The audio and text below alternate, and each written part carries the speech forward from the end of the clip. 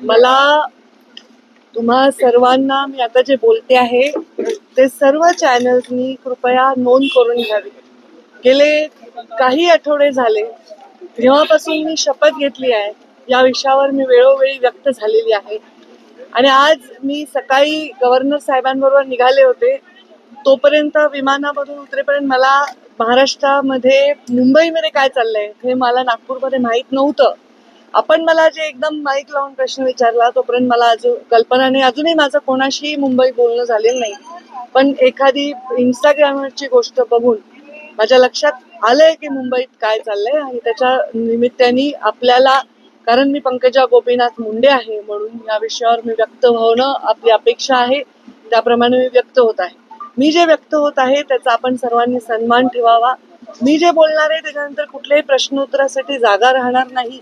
हा विषय अत्यंत ह्युमन विषय आहे, माणुसकीच्या दृष्टीने महत्वाचा विषय आहे। मला आपण प्रश्न विचारणार आहात त्यापूर्वी मी हे सांगते की काही व्हिडिओ सोशल मीडियावर व्हायरल झाले संतोष देशमुखांना मारण्याच्या संदर्भातले। मला त्याच्याविषयीची माहिती नाही, पण इंस्टाग्रामवर मी फक्त एक पोस्ट पाहिली।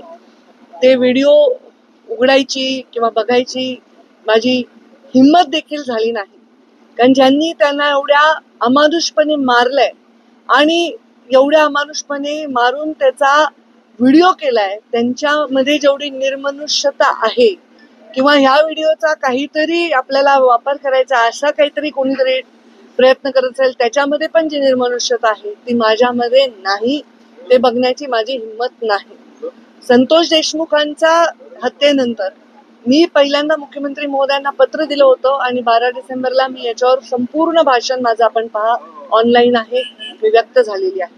आता यामध्ये कोण आहे काय नाही, कोण इन्व्हॉल्व आहे, कोणाचा हात आहे हे केवळ आणि केवळ तपास यंत्रणेलाच माहिती आहे। त्यामध्ये कुठलाही हस्तक्षेप मी करण्याचं कारण नाही। एवढं मात्र नक्की सांगते की ज्या मुलांनी ही हत्या केलेली आहे त्या मुलांच्या मुळे समस्त राज्यातील समाज ज्यांचा काहीही दोष नाही तो सुद्धा मान खाली घालून गंभीरपणे वावरत आहे।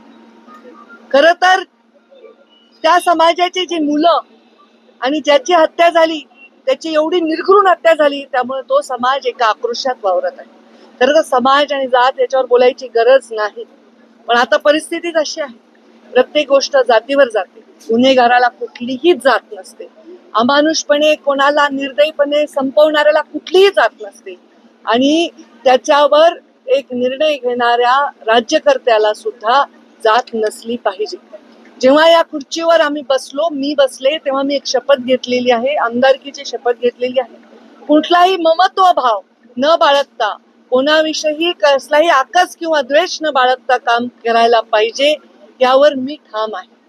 संतोष देशमुखांच्या झालेल्या निर्घृण हत्येवर निषेध व्यक्त करताना मी मनापासून क्षमा मागते त्याच्या आईची, कारण ज्या मुलांनी हे निर्घृण हत्या केली आहे ते माझ्या पदरात असते, माझ्या पोटचे असते तरी मी हेच म्हणले असते की त्यांना कडक शासन करा।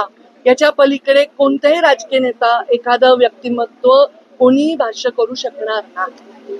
आज अजून एक तुमचा एकदम उतावळेपणा येतोय की मी काय गंभीर बोलते याच्याकडे दुर्लक्ष करून, तर धनंजय मुंडेंचा राजीनामा झालाय, मी त्याचंही स्वागत करते। हा राजीनामा फार आधी व्हायला पाहिजे होता, हा राजीनामापेक्षा शपथच नाही व्हायला पाहिजे होती, तर या सगळ्या गोष्टींना पुढच्या भोगांना कदाचित सामोरं जावं लागलं नसतं। घेणाऱ्यांनी सुद्धा आधी घ्यायला पाहिजे होता, धनंजयनी सुद्धा आधी राहायला पाहिजे होता। या सगळ्या वेदनांपासून कदाचित गरिमामय त्याला एक मार्ग मिळाला असता। त्यांनी सांगितलं असेल, मला माहित नाही त्यांचं स्टेटमेंट काय आहे, मी त्याच्यापेक्षा लहान बहीण आहे आणि बहीण असली तरी आम्ही वेगळ्या वेगळ्या पक्षात काम केलं होतं, पण कोणत्याही आईला, बहिणीला, परिवाराला वाटत नाही आपल्या परिवाराच्या सदस्याला या दुःखातून जावं लागेल। पण जेव्हा आपण खुर्चीवर बसून विचार करत असतो तेव्हा आपण राज्याच्या प्रत्येकाचा सारखा विचार केला पाहिजे।